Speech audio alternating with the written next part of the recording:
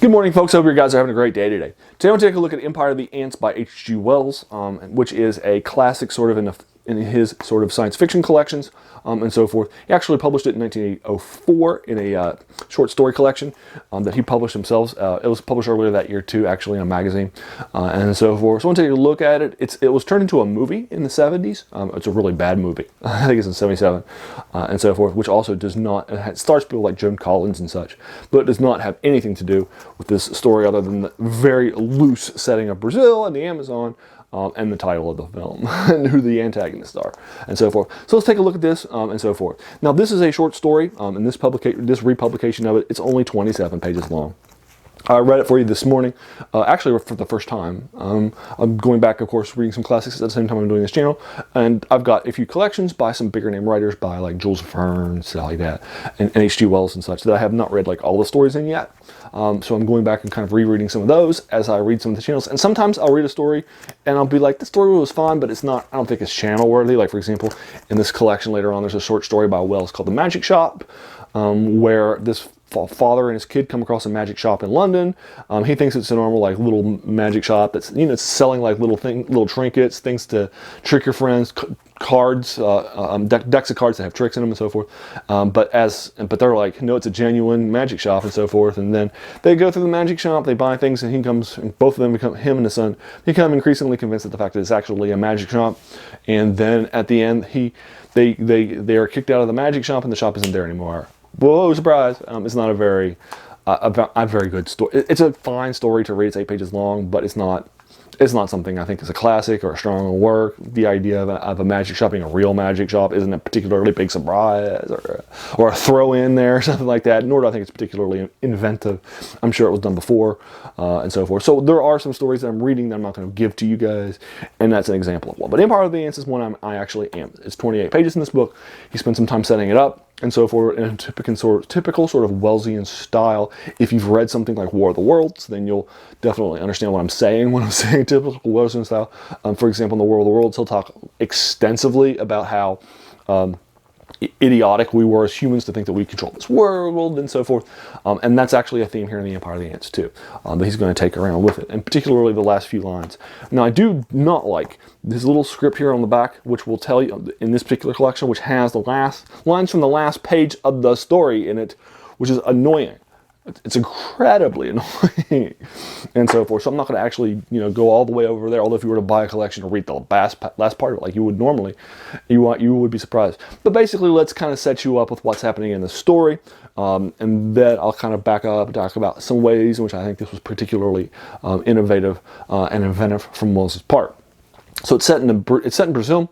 We have a newly promoted captain who was promoted captain because he was having a relationship offline with a highly placed noble lady in Brazilian society. So he just recently became captain, although he didn't want to be captain, nor is he a particularly good captain, and so forth. But he was just given a captaincy of a gunboat there in Brazil and so forth. And there's a few other people there too, including some people from different cultures, lands. There's somebody from Lancashire who's our main point of view character. There's some other people too, folks from islands in the Caribbean. We have somebody from Louisiana and so forth. So we have a number of places that people are coming from, including some local Brazilians that are part of the crew.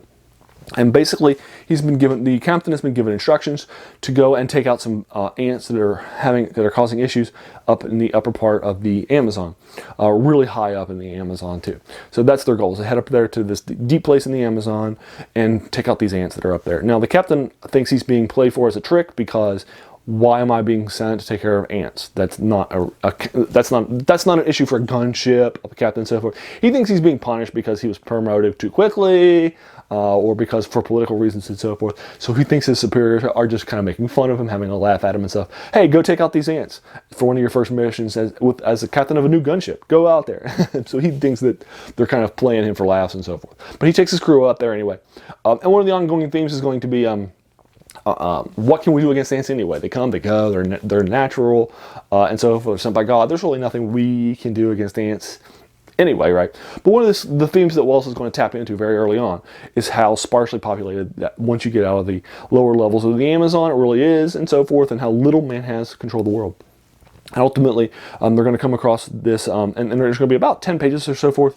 And this is a very Wells thing to do, where he's going to talk about the nature of ants. He's going to talk about like what would happen if ants were to take over the world, because they would be like super smart, and so forth. What if they stopped? What if like we as humans did not stop our development at the monkey stage, but we continued developing and growing and so forth, intellectually with our communications, our use of weapons and tools and so forth, until we kind of mastered the world. Well, what if ants didn't stop either, but they continued to communicate? They started to make their own tools. They, instead of having these small little places, they had one big giant large area that they had under their control and so forth, right?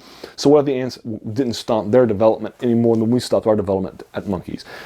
Given how powerful that the ants are and so forth, that would be a major threat to us as people. The world will be theirs. There's going to be these sort of Wellesian musings there about 40% of the way through the short story. And he does that in order to set up the endings and what's going to happen later on. That's why he does this and so forth. You're going to come across the boat about halfway through the story. You're going to see that the boat has been in the Amazon and so forth. Has a few people, has a few crew on it that appear to be dead and so forth.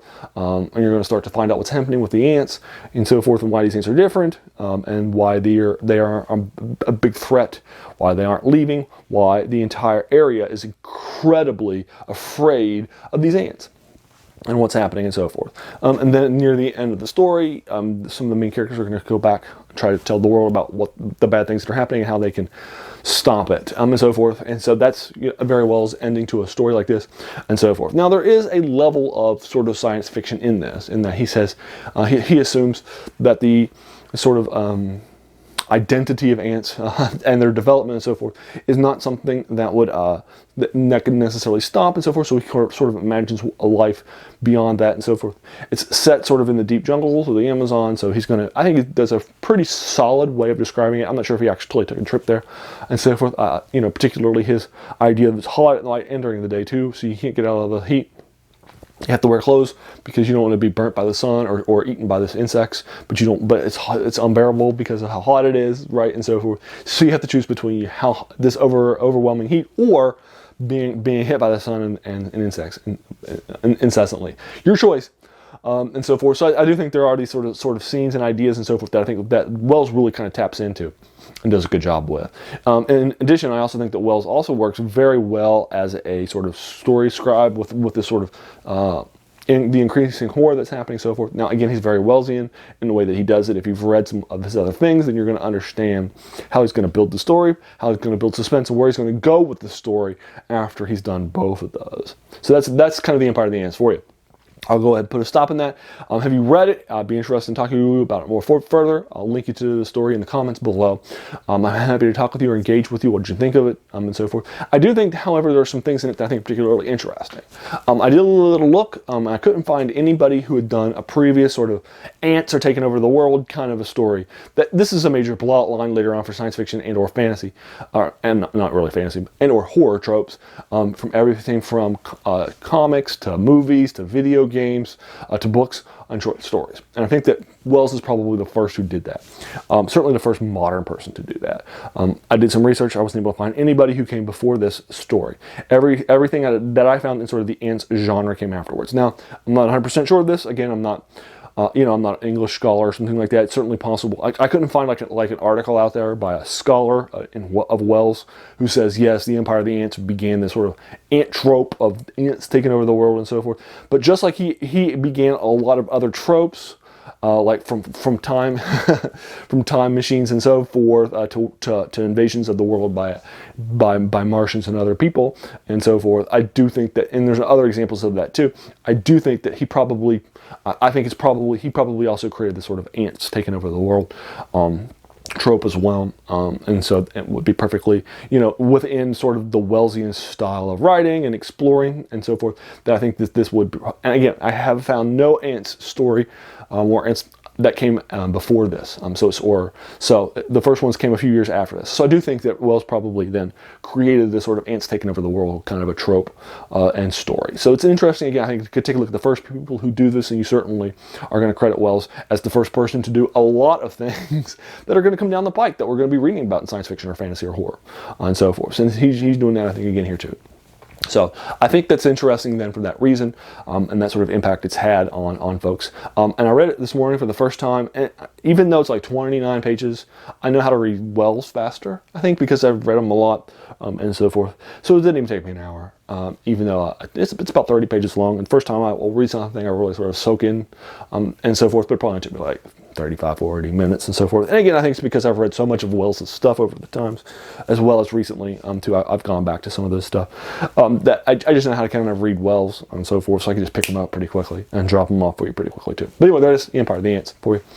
Let me know what you think about it in the comments below. Happy to engage with it further.